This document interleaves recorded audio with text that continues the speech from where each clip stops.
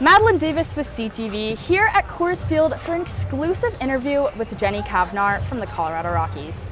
So Jenny, if some people don't know, you are also a fellow CSU Ram, just like me, and you were kind of a big inspiration as to why I chose CSU because I also want to go into the sports broadcasting field and like specifically baseball because it's my favorite sport. And you were kind of a big inspiration to me and why I chose it, but I want to know what attracted you to CSU? Yeah, well, thanks for having me, Madeline, and really cool to hear that. I mean, I think you go on about your day-to-day life and you just are doing it because you're passionate about something, right? And then all of a sudden when you realize you're inspiring people or their past or their choices and decisions, it's really cool to hear. For me, Colorado State was definitely in our blood. My dad played baseball there back when they had a Division I team, and there was some influence in that regard. But honestly, I thought I was going to go out of state. Like, I grew up in Colorado. It's like, let's see the rest of the country. Like, what else is out there? And so most of the schools I applied to were all out of state, and I really wanted to play lacrosse. And I wasn't really getting a ton of offers, maybe some Division III looks here and there, but all of a sudden one day I realized that Colorado State is offering me everything that I would want to do.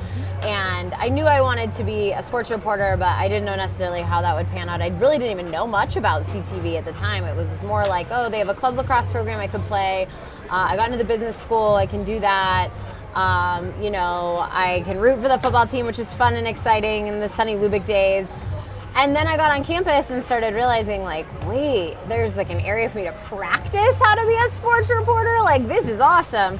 So things really started to fall into place once I feel like I got on campus. It was really by luck or thank goodness God pushing me in a direction saying, like, that's where you should go. Yeah, so I mean, you mentioned CTV and how you were a part of that. What was your role?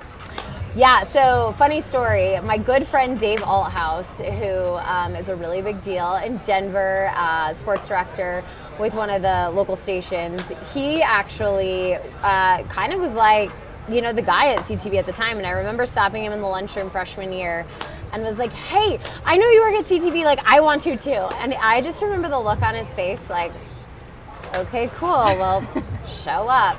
And I'm glad I showed up, and he kind of just showed me the ropes. I did a little bit of everything, but the things I remember most was we had ladies night, which was the Thursday night show, and there were two women that were anchoring and then one that was doing entertainment, and then I did the sports. And so that was a lot of fun because I think it was those beginnings of trying to break the mold a little bit and being a woman breaking the mold, which was really cool.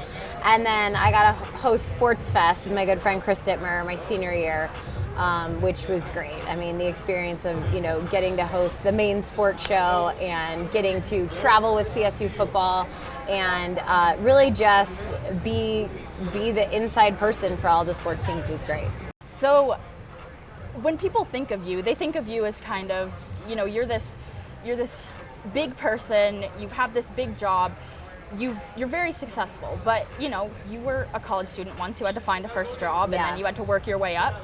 Just talk a little bit about your path to where you are now. Yeah, it's so funny looking back. Like, I think anyone who's willing to take a path has a passion to do what they want to do. That's what drives you, right? That's your currency. I think especially in what we do in sports media, there's not a lot of high-paying jobs out of the gate, right? The local markets aren't opening the doors being like, here's a great salary, come make a great living. It's more just like, are you willing to sacrifice and do anything to do this? And I really was. I was really hungry for the job. I got really lucky right out of school. I actually got hired by a national network. They were a startup called College Sports Television. I was the national sideline reporter doing college football. My first game was BYU at Stanford. It was big, it was awesome, and then all of a sudden it was like my audio didn't work and all these things didn't go right. And then the next week there was a lot of bumps in the road, and then the next week they're like, oh my gosh, we're way over our skis, we over budgeted, we're cutting all these jobs, we're cutting cameras, we're cutting sidelines, we're cutting whatever. So it was like dream job to no job within a month and a half of graduating college. And so I learned a lot of lessons through that. I ended up at a smaller market TV station in Flint, Michigan, and just had a great opportunity covering everything from high school sports all the way to college and professional sports. Good variety there. And I think that goes back to my sacrifice. Like, I took a weekend job or a morning job at a golf course just to kind of be able to pay rent while I was there. And luckily, my parents helped me out here and there, but that was kind of my first experience of it, is like, are you really passionate to do this? And I had a chance to coach lacrosse at UCLA, and so I took it. I moved to Los Angeles and tried to stay in TV and tried to do a bunch of other things in lacrosse, and finally, like, it just kept intersecting. It was like, what are you truly passionate about? And the answer was television. And when I finally gave into that and put everything into that, I got my first job in regional sports in San Diego back in 2007, covering the Padres, and really just kind of grew from there. Didn't even really know that my passion was going to end up in the baseball arena. I grew up with my dad as a longtime high school baseball coach, but every female who I had seen on TV, every representation of doing sports was a college football sideline reporter or an NFL sideline reporter. So that was kind of the direction I initially thought I would set out in. Yeah, I mean, it's hard to think of anything outside of what you know. Right. And I mean, if I wouldn't have seen you, I wouldn't have ever thought that this would have been a possibility. It's for crazy, me. right? Yeah. It's really, I think representation matters so much. Gender, in race, in socioeconomic status, like seeing is believing. And I think when you're able to be someone who's willing to put yourself out there for others to kind of, like I said, look at you and realize, wow, maybe I could do that. Like, that's a huge, huge step in a person's life. Because I did that. When I saw Melissa Stark on Monday Night Football, I was like, I want to do that job. Way out of reach for me at the time, but like, it was, that's all it took. Yeah, exactly. I mean, it's just that one thing that you know that you want to do, and you're really willing to do anything to get there. Yeah, absolutely. Have a hunger for it, for sure. Yeah, exactly. Yeah, so, I mean, I follow you on social media, and sometimes you post little like stories, and it'll just be like all this paper and stuff, and you're like, oh, preparing for this game and stuff. Yeah. So what does your preparation look like? Yeah. And do you feel like you ever have to be more prepared because you're a woman? It's an interesting question. I think I get that a lot. As time has gone on and you find a confidence in yourself and in your career, no. But I will say starting out, yes, because I often was the lone wolf in the room, like looking around, there weren't a lot of other women. So it was like, well, I can't make a mistake, because if I make a mistake, women are making a mistake, right? And that, I wouldn't say it was burdensome, but I would say like there was definitely a weight to that. So maybe that established some early, some early routines for me in how I prepare. I also I have a radio show on Sirius XM. So every day my prep is split between the bigger picture of baseball, I'm preparing for the radio show, and then preparing to do television. For the Colorado Rockies. And then when I'm doing play-by-play, that's a lot more prep work than, when I'm hosting or doing sidelines. When I'm traveling on the road, there's a lot more involved as a reporter than there is at home. So all those things kind of go into it. But, big picture, generic picture is you always want to be prepared. I never feel like I can read enough. I never feel like I can have enough conversations. When I'm at the ballpark, if it looks like a player has a free moment and there's an opportunity to talk to him, I want to make sure I have something to ask him about, whether it's his personal life and making a connection, or whether it's something about a game that I can use in a broadcast, because I don't ever want to waste a moment or an opportunity.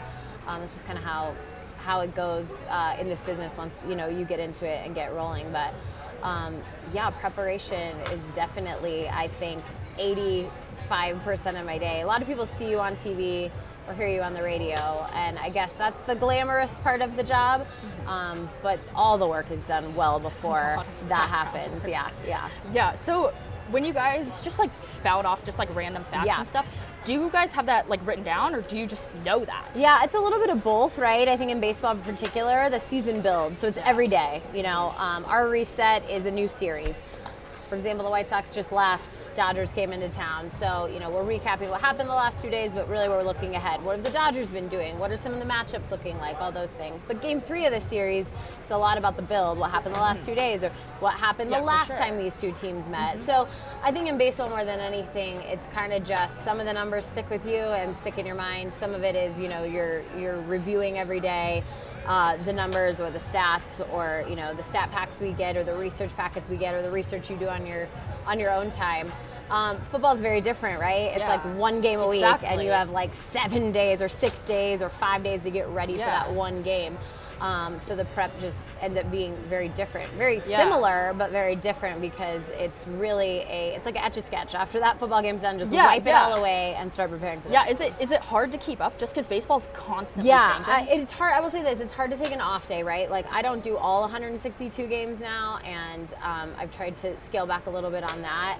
But having a daily radio show, you don't really get an off day in terms of knowing the storylines and what teams are hot, what teams are not, what players are injured, what players are going off, all those things. So you really do have to daily keep up. And I feel like sometimes it is refreshing to pop away from it, spend some family time over the weekend, but you always notice that day coming back, you're like, okay, let's look back through all the box scores, like revisit the highlights if I hadn't yet, make sure you didn't miss something that could pop up later down the road. Yeah, so what in your opinion do you think is the best part of your job, and then what's the hardest? Yeah, gosh, they probably go hand in hand a little bit for me. I think the best part of our job is traveling, and sometimes the worst part of our job is traveling, Yeah. I love getting out there and seeing the country. I love visiting my friends that live in other cities that we get to go to for work. But now that I have a family, it makes it really challenging to schedule childcare and, make sure everyone's taken care of and everyone's needs are met while I go on the road. But I think that all circles around the idea that the best part of this job for me is relationships, right? Like, I've been in baseball for 16 years now and been fortunate enough to just meet some really amazing people that I've covered. I've met amazing friends through my colleagues and coworkers, but also I met my husband through baseball. He played minor league baseball, and when he was done playing, we were introduced through a major league player that had played with him previously. So it really, our whole life circles around this game and the relationships that have come out of it. And I think when you ask any player who's retired or who finally failed at the game and had to leave the game behind, that's what they miss the most too, is the clubhouse times or, talking with their friends. And so I will say, like, in the course of a whole season, we have a really tight group at AT&T Sportsnet, and you're ready to, by October, you're ready to take a little break from everybody, but it just takes about a couple weeks for me, and I'm like, what's everyone doing? Like, let's hang out, So that's a huge bonus of the job, is really enjoying the people you work with. Yeah, so, when you were talking about the travel, obviously with COVID, you guys couldn't travel. Right. How did that change the travel? And in a way, does that almost make it easier to stay with your family because you can do some remote stuff? In a way it did, for sure. I always have had a hard time, I try, it's so much easier said than done, but I've tried to have this philosophy, like, be where your feet are. And I'm constantly, like, right now, I'm worried about my kids. Like, did my son make home from school okay? Is dinner gonna be okay? Is all these things. But, like, I'm here, I'm at work now, I'm at the ballpark.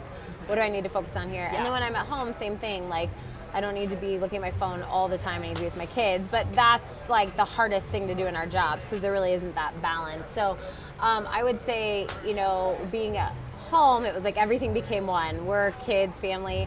Same time, I got time with them that I'll never get back, and that was amazing, and it was so great to have. My husband and I were just reminiscing on that time the other day, and how less chaotic it was, but we all kind of craved the chaos again, and trying to appreciate that now that we have it back. But what I think COVID did for our industry is I think it really just sped it up. I think there were a lot of these ideas of, like, in regional sports television, how do we cover games without sending physical bodies to cover games? And so cloud control came about, and we're really had a chance and an opportunity to test a lot of that through COVID, through teams not being able to travel their broadcasters, and now set in place.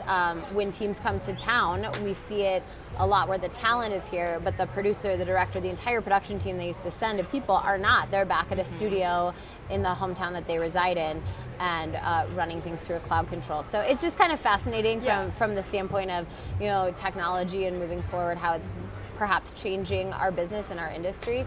And giving a lot of people who don't necessarily have to travel that ability to stay home. Yeah. So, we've talked a bit about your career and what you do now. So now we're going to get into a little more personal questions. Yeah.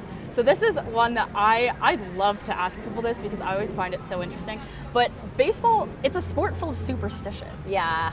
Do you have any superstitions? I really don't. They're called routines, by the way. No, I really don't have any superstitions. I think we have a few things, like, before we go on the air, we always, like, give knuckles or high five. I'm sure I do weird things that I don't even know, like with my pen that I'm holding, or, like, just natural things that your body tends to do, like tapping your fingers or something, but nothing that I'm like, oh my gosh, I didn't put my socks on left foot, right foot today. You don't We're gonna have your a own bad pair of broadcast. rally boots? I don't have my pair of rally boots. That's all Ryan Spielberg's. No, I don't. I really don't. But then again, I guess if there was like a win streak going on, or like it was bound to be like, you know, the playoffs or something, maybe those could creep in for sure. Yeah. Okay, so in broadcast, and you know, on your podcast, on pregame and postgame show as sideline reporter, you're constantly interviewing people. Yeah. If you could interview any player, past or present, who would it be and why? Man, that is such a great question. Wow.